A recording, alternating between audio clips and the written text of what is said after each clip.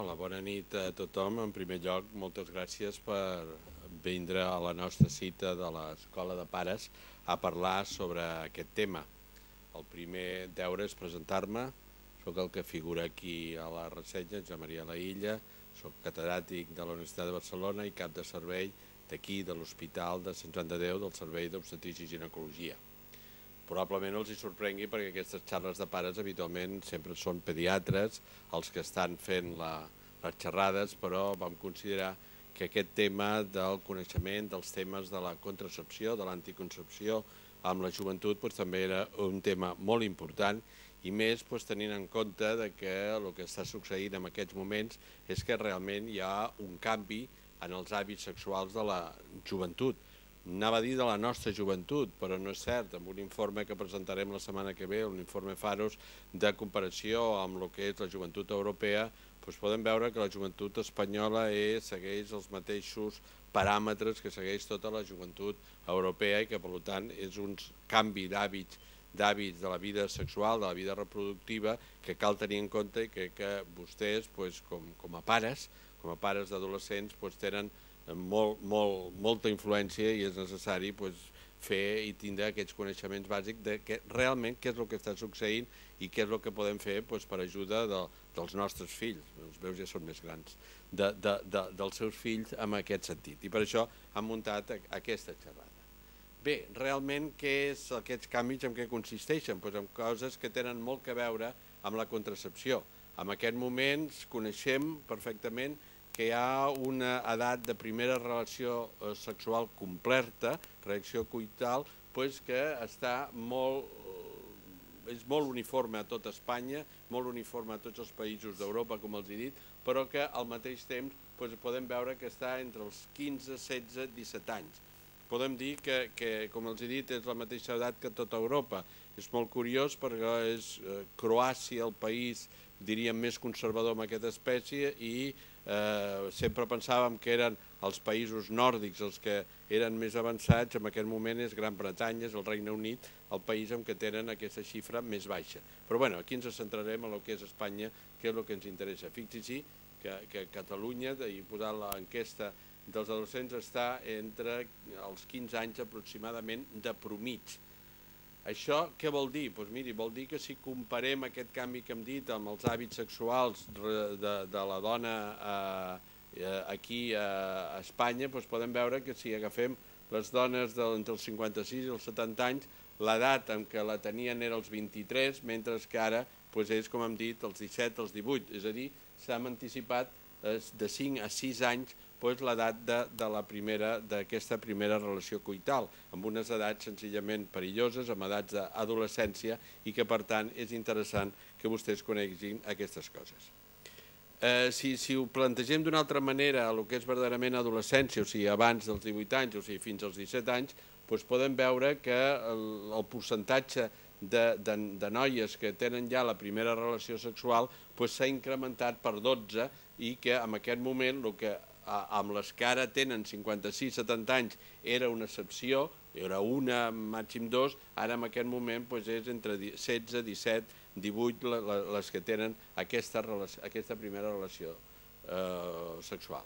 Això què és el que fa? Que la taxa de fecunditat, ja anant en el nostre tema, també hagi augmentat. La taxa de fecunditat és aquell número de persones, en aquest cas d'adolescents, que queden embarassades sempre referent a 1.000 de la mateixa edat, de les mateixes condicions. Això és la taxa de fecunditat.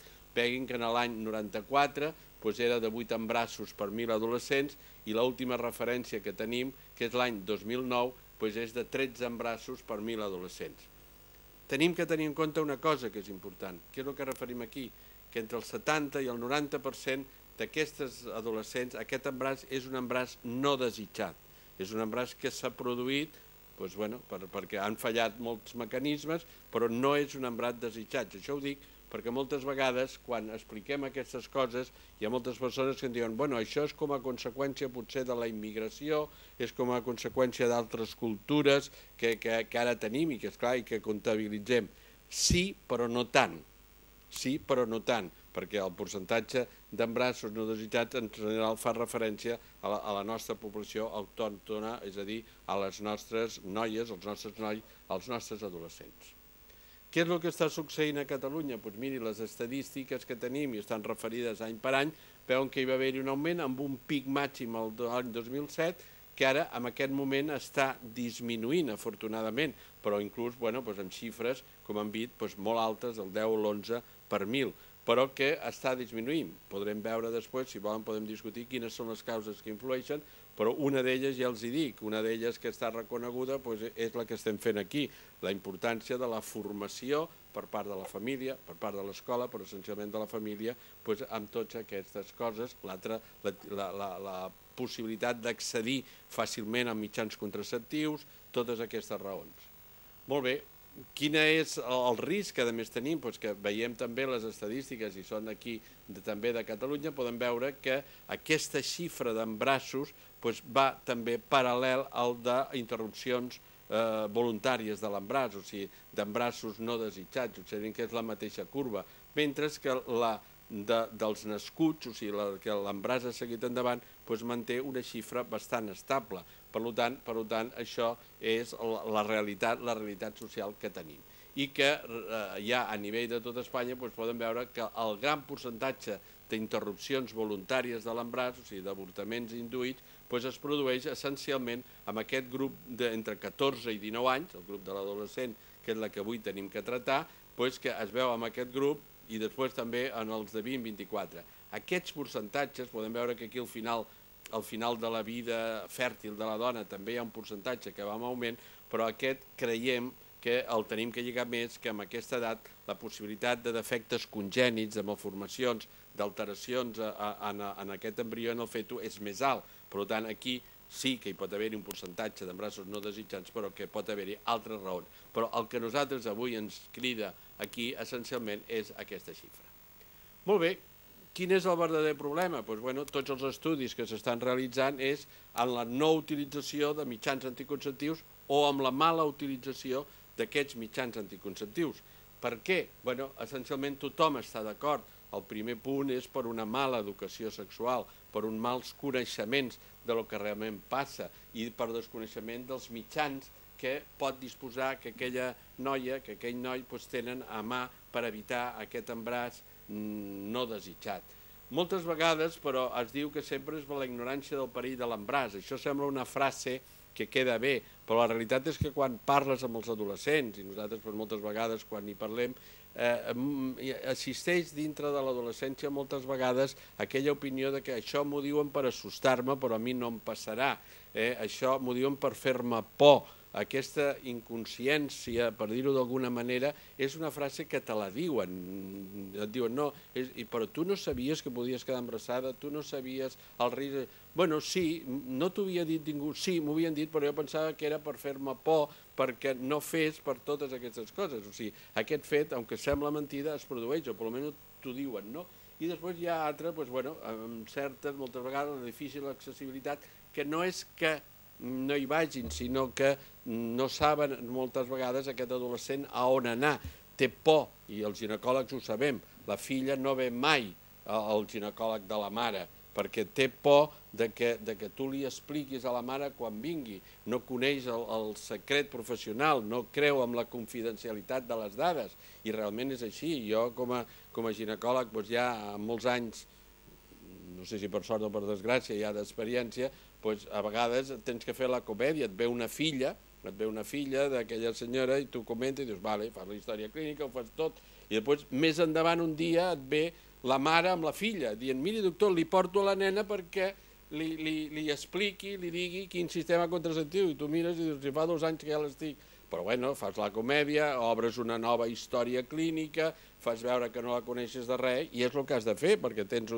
ella té un dret a la confidencialitat i tu l'has de mantenir, no? Però això és raro, és excepcional. Habitualment, aunque la mare s'ofereixi, no hi sol anar.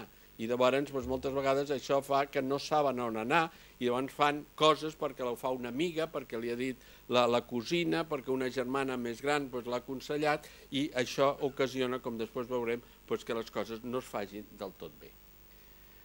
Quin és el risc de totes aquestes coses a l'adolescent? Una cosa que és aquesta que en diem, i per això l'hem ficat en vermell, l'adolescent, i l'adolescent, els dos, quan parlem així, a veure, no són promiscuos, això seria una paraula incorrecta, sinó tenen el que en diem a medicina la monogàmia successiva o en sèrie.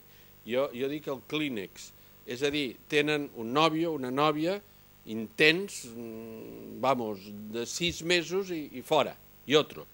Llavors, aquesta fase d'enamoramiento, com vulguin dir, intensiu, perquè és fidel són la parella fidel durant aquest temps, però que el canvien, però que no continua. Llavors això fa que hi hagi períodes en què diguin no necessito un contraceptiu, ara sí que el necessito, ara el torno a necessitar, i amb totes aquestes coses el compliment del seguiment es fa molt malament. I aquesta és una causa molt important. Com he dit abans, la menor percepció del risc, a veure, els mitjans de comunicació no ajuden absolutament res, pel·lícules, sèries, programes, no comentemos, que, a veure, sembla que el que predomina és explicar la vida sexual i el que no hace i el que no és, això és diferent, i això fa que el que en diem la pressió dels grups d'igual, o sigui que el mateix entorn, les mateixes amistats influeixen, tu no has fet, jo sí, tu no tens, jo sí, tu fas, i això t'ho diuen els mateixos adolescents. Hi ha una major permissivitat social i després una diferent educació social, moltes vegades, de grups d'iguales, o sigui, de grups del mateix zona, de la mateixa influència, que un tenen una família, una escola, una educació molt més permissiva, una altra més estricta, i aquest conflicte, moltes vegades amb una mentalitat, amb una personalitat en formació, agafa que en un moment donat fa el rampell, fa alguna cosa sense una prevenció correcta. Molt bé, hem dit potser el motiu pel que teníem que fer aquesta xerrada, o que ens porta a fer aquesta xerrada, i llavors de dir, i què els hi podem oferir? Miri, aquesta diapositiva no és pels adolescents, aquesta és la que jo utilitzo quan explico la classe de contracepció als meus alumnes de 6è de medicina. És a dir, tot això és el que dintre de l'anticoncepció tenim a disposició de les dones i a disposició dels homes com a mitjans anticonceptius. Però, esclar, n'hi ha molts de tots aquests, cada un requereix una explicació detallada, n'hi ha molts de tots aquests que no són d'aplicació en els adolescents. Per tant, què els hi podem oferir als adolescents? Reduïm la llista.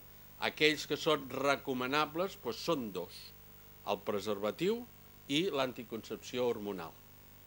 Els que podem acceptar, però que d'entrada no són els recomanables ni de primera intenció, és el diafragma femení, els espermicides i l'anticoncepció hormonal de depòsit, és a dir, aquella injecció o aquella injecció que té una durada d'un mes o té una durada de 3 mesos en certs casos. Els poc acceptables ja és el dispositiu intrauterí, els mitjans naturals. El dir mitjans naturals vol dir control del moc, control de la temperatura, aquests perquè no ho fan, i el coitus interromput, el que realment es coneix com a marxa atrás, que diuen les senyores, i després tenim l'anticoncepció d'urgència, o sigui, l'anticoncepció postcoital, aquella del dia que ha fallat algun dels mètodes anteriors. O sigui, tenim que centrar-nos essencialment amb aquests 2 que són els recomanats, els de preferència, els de primera línia a utilitzar amb els adolescents. Com actuen els anticonceptius hormonals? No entrarem en detalls, però sí de dir és una cosa, perquè moltes vegades l'opinió que es té és de dir, actuen inhibint l'ovulació, i llavors qualsevol cosa que inhibeixi l'ovulació ja em serveix, i llavors venen allò que prenc ara això, però allò que dèiem de la monogàmia, ara ho deixo de prendre, ara ho torno a necessitar i agafo aquest perquè el pren una amiga meva que li va bé i torno a agafar l'altre que és així. I llavors això arriba un moment que l'efecte es trenca, que no fa i a més té perjudicis per la salut. Els anovulatoris, els anticonceptius per via oral actuen. Fins que nosaltres parlem sempre d'anticonceptius o de contraceptius, no d'anovulatoris. El anovulatori és una mitjana, anovulació, parar l'ovulació. Nosaltres preferim sempre parlar d'anticonceptius o contraceptius. Per què? Perquè el mecanisme és triple. Neutralitzen l'ovulació, tot això que ho compliquem. Això són diapositives que jo he agafat de les classes, o sigui, per tant, potser el llenguatge alguna vegada es pot escapar. Neutralitzen el fet de l'ovulació, però també alteren la permeabilitat del moc cervical, o sigui, el fan més impermeable, segon mecanisme de seguretat. Tercer, sabem, ara que fem fecundacions assistides, que l'esperma, tal com es deposita al fons de vagina, no és fèrtil o no és lo suficientment fèrtil per un embràs, sinó que ha de modificar-se i això ho fa el pas de tot el tracte genital femení. Ho ha de fer de dues maneres, mitjançant el que se'n diu la capacitació espermàtica i el que se'n diu la reacció cromosòmica. Són dues alteracions bioquímiques que es produeixen i fan que aquell esperma sigui fèrtil. Per tant, això també ho altera el contraceptiu. Això també és un dels mecanismes d'acció, o sigui, és una acció molt més complexa. Llavors, quan has d'indicar un anticonceptiu, un contraceptiu amb una noia, amb una dona també, amb una dona adulta, vull dir, però també has de tenir en compte que sigui aquell que compleixi estrictament aquests tres objectius, que sigui una associació d'estrògens i estrògens que compleixi aquest objectiu. No val qualsevol. I aquest és un dels motius que a vegades veiem, perquè passem d'un a l'altre, de l'altre a un, i quan tu fas una història clínica diu, bueno, maca, a veure, què prens? No, he pres això, després he pres allò, després vaig prendre això perquè ho prenia una amiga meva que li va dir que a ella li anava bé i a mi em donava uns quilos de més i... No, així no anem bé. Llavors ha de ser un producte que tingui la mínima quantitat hormonal possible per evitar efectes secundaris.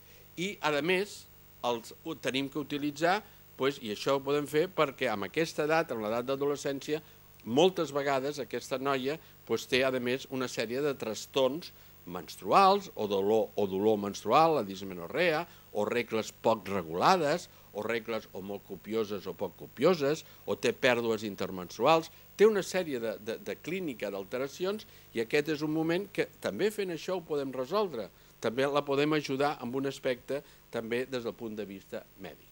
Bé, vostès saben que en aquest moment hi ha diferents tipus i una pregunta sempre va, quin ens recomanen? No, m'és igual. A veure, els tres tipus que hi ha, això seria la píldora del dia següent, que és la típica Filpsted, que ja saben que tenen les pastilles, a vegades numerades, a vegades no, d'una pastilla al dia, o l'anella vaginal, o el parche transdèrmic transcutani. A veure, és el mateix. Tots tenen els mateixos components, i tenen que complir la triple missió. Això és adequant-se una mica a les necessitats de cada persona.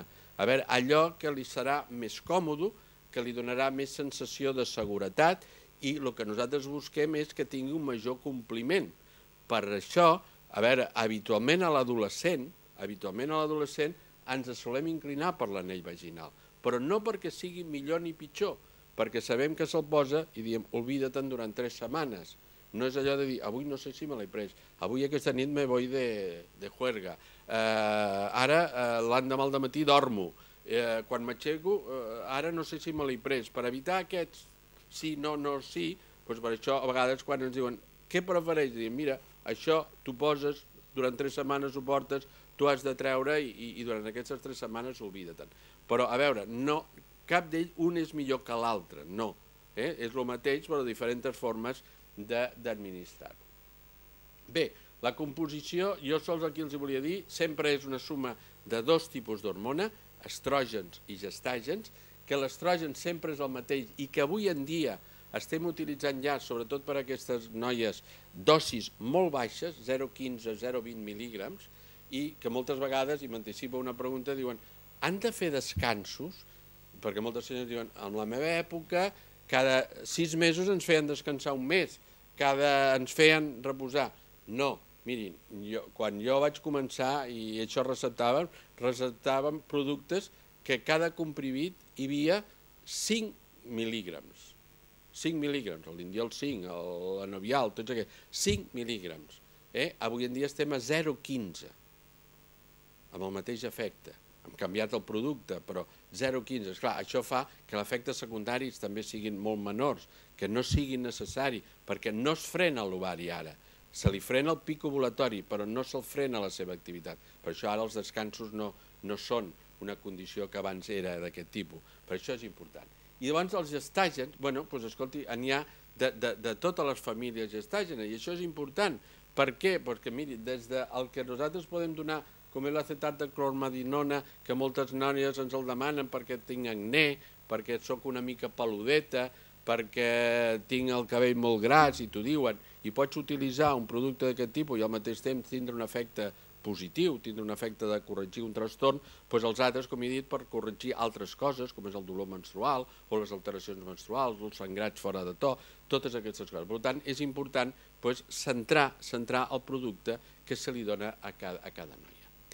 Hi ha diferents formes de prendre'l, però ja ens dit, m'és igual, des del seqüencial, que és aquell que cada dia, a més, les pastilletes tenen colors diferents i perquè van fent una seqüència hormonal, els que són monofàsics, bifàsics o trifàsics, o sigui, la mateixa dosis i dosis progressivament creixents. Sempre, amb una noia jove, procurem donar aquell que més s'assembli a un cicle fisiològic, és a dir, procurem donar trifàsics, o sigui, que van seguint una seqüència que és el que més s'assembla a el que el seu ovari produeix. Tenim tota una vida per davant i un desig gestacional, que en aquest moment no, però més endavant sí. Una senyora de 40 anys ens preocupa menys ja, perquè la seva vida de desig gestacional probablement s'ha acabat, no? Però amb una noia sí que procurem adaptar. Per això els canvis aquests, insisteixo que moltes vegades ho fa la pròpia noia, s'ha d'evitar, perquè passem d'una a l'altra i estem alterant el funcionalisme fisiològic del propi ovari. Què és el que passa amb les adolescents cada dia? Doncs miri, el percentatge de fallos, d'incompliment amb l'adolescent, segons totes les estadístiques, va de 5 al 18%, mentre que amb la dona adulta, o sigui, diem adulta ja a partir dels 20 anys, és entre l'1 i el 2%. Això és un problema. Estudis que hi ha, estudis importants, diuen el 58% els utilitzen correctament, però fixi, és el 58%, és una mica més de la meitat. El 64% ho abandonen, amb allò que dèiem, de la monogàmia seriada, no? Ho abandonen i ho deixen, ho abandonen. Però d'aquestes, el que sabem és que una de cada 4, el 25%, tindran un embaràs en el primer any. I això són estadístiques reals, estadístiques publicades en revistes serioses. Per tant, és important aquest fet. També han de dir que hi ha fàrmacs que es prenen que disminuïen els efectes dels anticonceptius.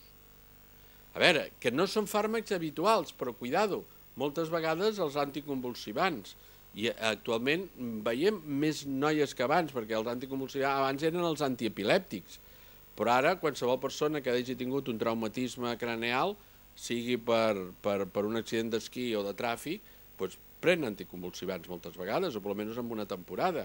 Clar, això ho han de saber. Les noies això s'ha de dir, cuidado, si prens això, l'efecte de l'anticonceptiu baixa. Barbitúrics, pastilles per dormir.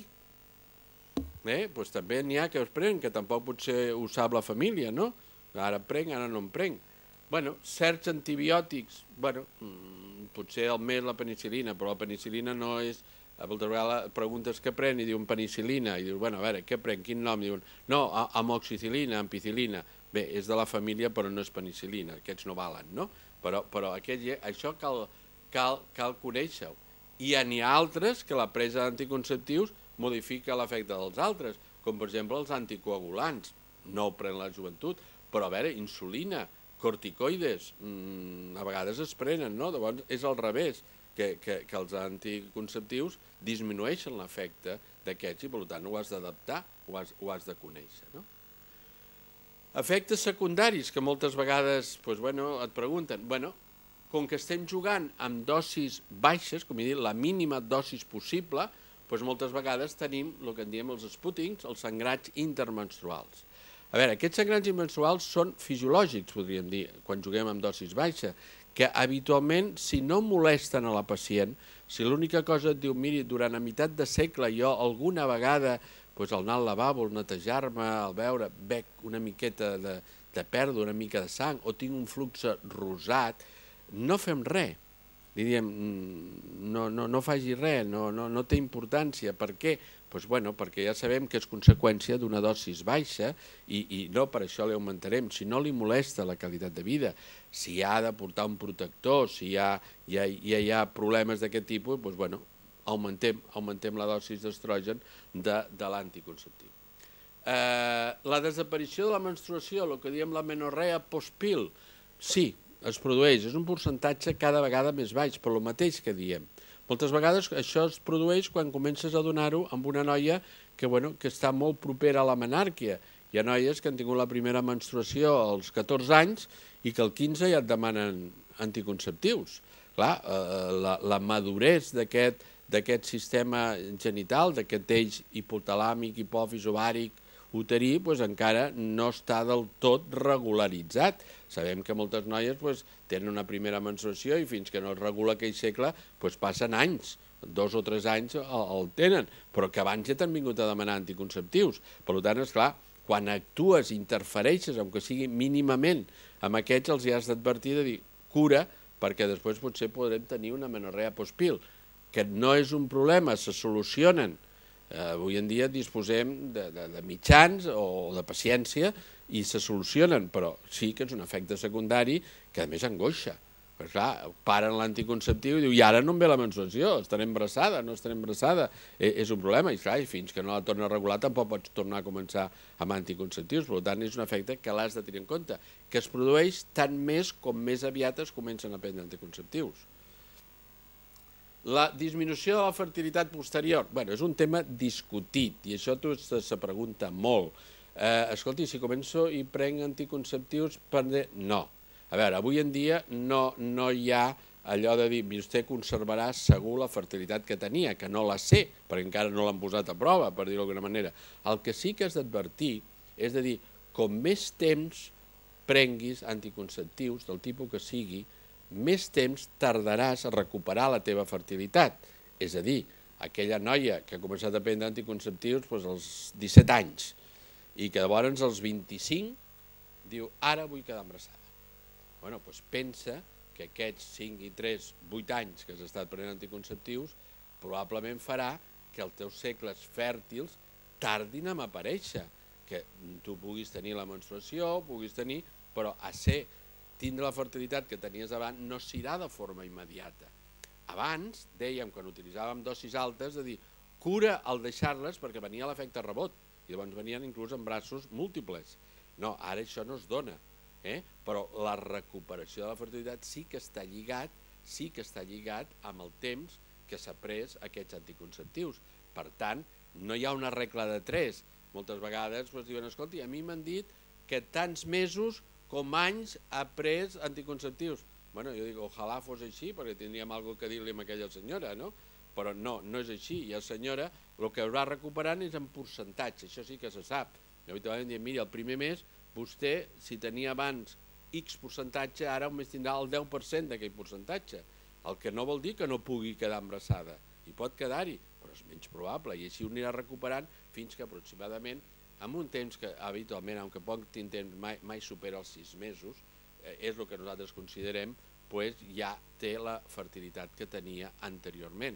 I això ho utilitzem perquè davant ens ve molta senyora que et ve, escolti, ara vull que em faci una visita d'esterilitat. Home, perquè és que porto 8 mesos buscant un embaràs i no he quedat. A veure, quant temps va estar prenent abans anticonceptius? 8 anys. Senyor, esperi una mica perquè això, però la vida ara està tan planificada que nosaltres ja tenim senyores que diuen, escolti, què tinc que fer per quedar embarassada al mes d'abril?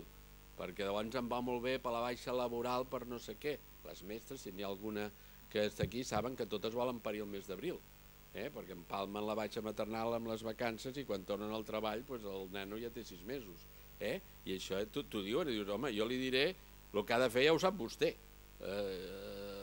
Si quedarà o no és el que jo no li puc dir, però això és conseqüència moltes vegades d'això.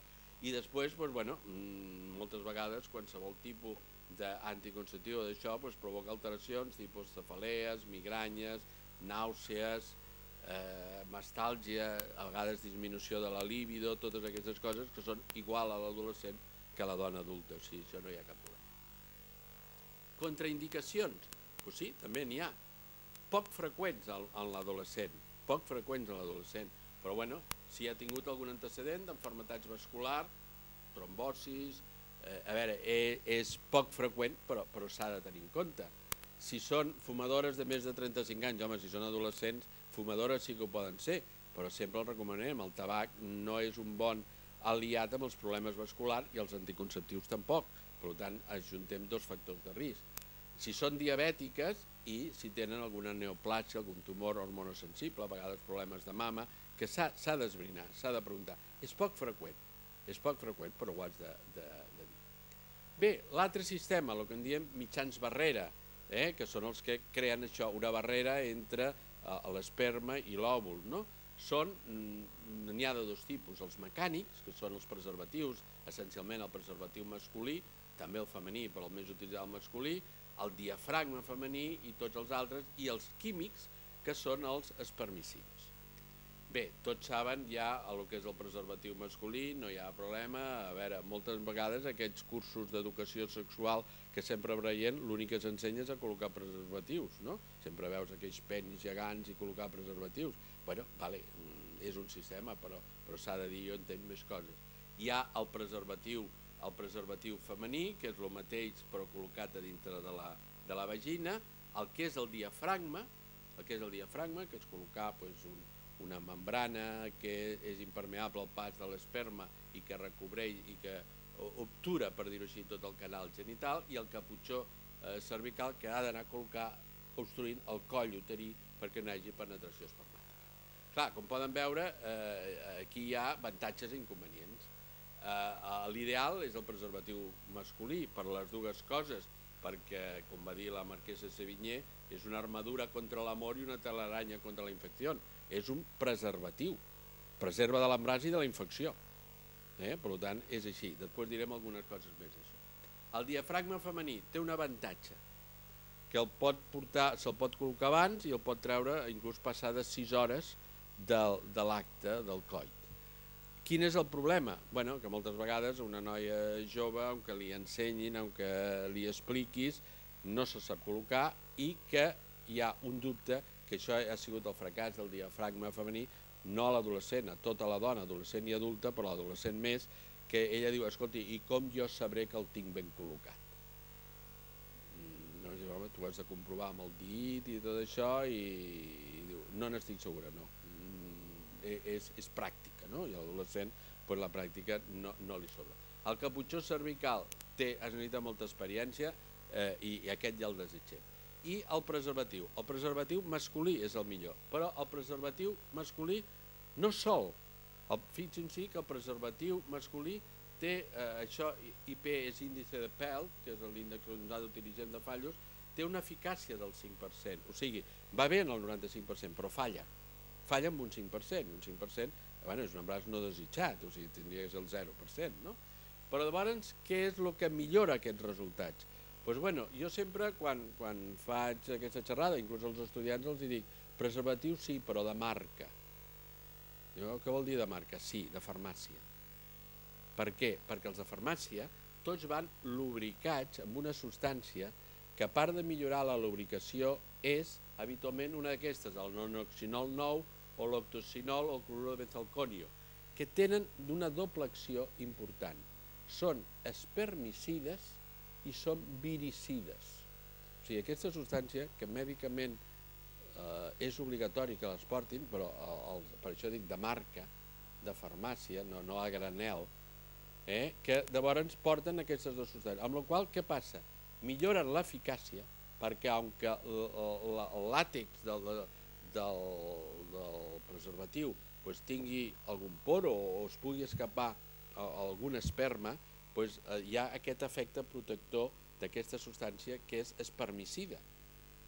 I, a més, és viricida, o sigui, pel virus, per l'HIV, per la SIDA, pel virus de l'HPV, del càncer de coll uterí, també té una acció positiva. Per això és preservatiu enfront l'embràs i enfront d'una malaltia de transmissió sexual.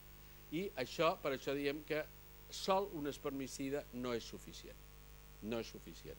Però sí associat o combinat amb altres mitjans, com és aquest. També l'aconsellem si la senyora, per exemple, diu escolta, jo em vull posar un preservatiu femení o un diafragma femení, val, perfecte, però a més utilitza també un espermicida. N'hi ha crema, o sigui que es pot utilitzar. Bé, l'altre que és el tema és el de l'anticoncepció d'urgència. Saben que avui en dia és un tema molt debatut. Què és l'anticoncepció d'urgència? És la utilització d'un fàrmac, o també un dispositiu, però habitualment un fàrmac, per evitar una gestació després d'una relació sexual no protegida, de risc. No és, i vull insistir en això, un mitjà contraceptiu d'ús habitual. És d'urgència, i la paraula ja ho diu. La píldora al dia següent l'hem substituït, fixin-s'hi, per l'al d'urgència, per dir, escolti, això ha de ser una cosa excepcional, ha de ser en una circumstància allò de dir, se m'ha trencat el preservatiu, miri, no ho tenia previst i ha passat això, no sé, i vaig calcular malament i resulta que estic amb dates ovulatòries i jo pensava que estava a punt de venir-me la regla. A veure, excepcional, no de norma, o sigui, les xifres que ens estan donant d'utilització a la Generalitat són inconcebibles. Són inconcebibles, perquè vol dir, a veure, jo no crec que hi hagi tanta adolescent tonta, i em sorprèn que les feministes no protestin quan surten aquestes xifres, perquè és tratar això de dir, escolti, no pot ser que hi hagi tanta gent despistada. El que passa és que aquesta opinió de que pot ser un sistema anticonceptiu de rutina, està estesa, i no és així. A veure, i es pot fer amb diferents substàncies. Habitualment el que s'utilitza és el levonorgestrel, que és aquestes pastilles, aquelles que hem vist abans, que són 2 pastilles, que s'ha de prendre una dosis o 2 separades 2 vegades al dia, o sigui una, o al cap d'unes hores, o a vegades nosaltres aquí es donen les 2 juntes, no? És a dir, preneu les 2 juntes, és el mateix efecte. Però que amb les primeres s'ha de prendre una a l'altra amb un màxim de 12 hores. El millor és prendre les juntes i s'ha acabat. Bé, com actua? Perquè també aquí hi ha molta discussió amb aquest tema. A veure, l'anticoncepció d'urgència, si actua que encara no s'ha produït l'ovulació, o sigui, s'ha d'entendre que s'ha de prendre amb dates ovulatòries, que és quan hi ha el risc, no? Si encara no s'ha produït l'ovulació, cosa que no sabem ni nosaltres, doncs inhibeix l'ovulació. Si s'està donant en aquell moment que la senyora està ovulant o en aquell marge d'hores de l'ovulació, doncs a més té altres mecanismes, a part d'impedir l'ovulació, el que hem dit abans, converteix el moc cervical, molt important, en un moc hostil, que diem, o sigui, que impedeix, que impermeabilitza el pas d'aquests espermatozoides i modifica l'endometri, per allò que hem dit abans, que l'esperma no pugui capacitar-se ni fer la reacció cromosòmica, o sigui, actua com un anticonceptiu amb aquest. I l'últim, quan és en fase tardana, llavors és quan crea una alteració a nivell de la mucosa endometrial, de la capa que hi ha dins de l'úter, i llavors pot actuar com antiimplantatori. Llavors aquest és el concepte que certes persones diuen, escolti, això aquí podem considerar que és abortiu. Bé, aquí no és el motiu de la xerrada d'avui. Si considerem que aquest preembrió abans de nidar ja és vida humana, pot ser que sí, que actuï així. Si es considera que no, i això ja és un altre tema de discussió. Però que realment aquest és l'últim mecanisme, no és la visió essencial de l'anticonceptiu. Quina és l'eficàcia? Doncs bona, realment és així. Si es pren 24 hores abans d'aquesta relació sexual de risc, que en diem nosaltres, que entenc que ha de ser així, allò de dir, se m'ha trencat el preservatiu, doncs no esperaré demà passat, sinó avui mateix, a les primeres 24 hores, no dic a les 2 hores, 24 hores, veiem que l'eficàcia fa que només hi hagi un índex de PIL, o sigui, un índex de fallo del 0,4%, o sigui, de 4 per 1.000. O sigui, l'eficàcia és bona. Si es fa entre les 24 i les 48 hores, o sigui, allò que dius, i a més m'ho penso, doncs, a veure, és de l'1,2%. Fins al tercer dia, o sigui, aquella que no vol anar a cap lloc i espera poder anar a la farmàcia amb una relació de risc del divendres a la nit i no hi va fins al dilluns, encara tenim un 2,7% sols de fallos, no? Ara, a partir de les 72 hores ja no té acció, o sigui, aquí ja no farà res, no? Per tant, a veure, és un mecanisme que també el podem posar si tenim en compte que aquest augment que hi ha hagut, això és aquí a Catalunya, i que això coincideix amb aquella baixada d'embarassos no desitjats, que alguna cosa hi ha tingut que veure. Alguna cosa hi ha tingut que veure, però el que aquí jo, com a pares, els vull dir que a mi, que a Catalunya l'any 2010, a mi la mateixa conselleria em dia que era 124.000 preses, no dones, perquè n'hi ha que han hagut prendre més d'una vegada, però 124.000 pastilles al dia següent o d'emergència s'han recetat, s'han vengut. A veure, em fa reflexionar molt, jo crec que tots tenim molt a reflexionar aquí, perquè a veure, jo no crec que hi hagi tants errors, el que passa és que probablement hi ha una mica aquesta sensació de dir, bueno, jo no prenc res i si va alguna cosa ja prendré això, i això també té efectes secundaris. A veure, què és el que últimament s'està proposant, o què és el que proposem a la joventut? El que en diem el doble mètode. El doble mètode és l'anticonceptiu oral més el preservatiu.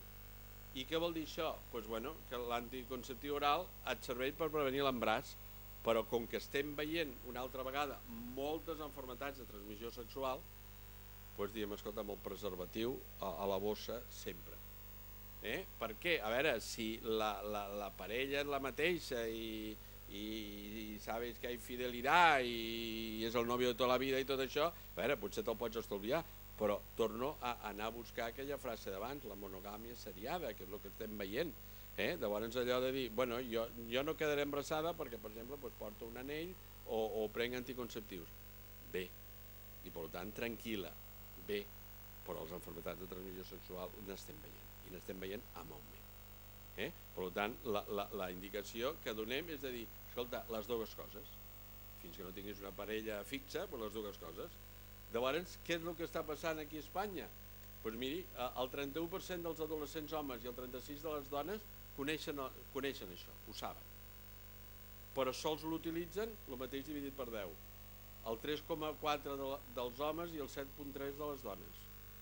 Xifres totalment molt baixes, i per tant, esclar, no solucionem, no fem prevenció de gaires coses. Bé, no ho sé, això és un repàs ràpid de lo que els idees. Si volen fer alguna pregunta, algun aclariment o alguna cosa, jo encantat de, si ho sé, contestar-los, no?